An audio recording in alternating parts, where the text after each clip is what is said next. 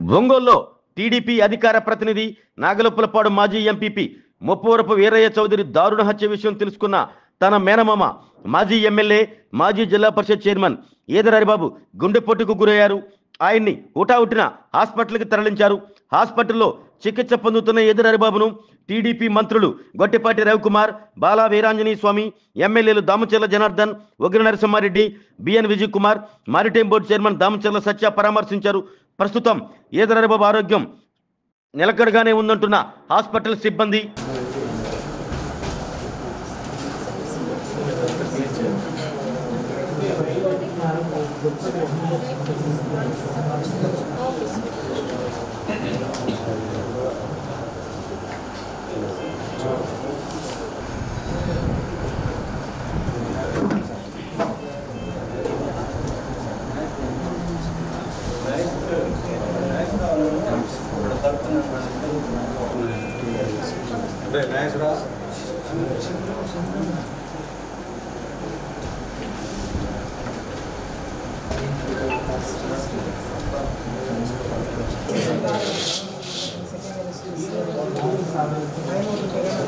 I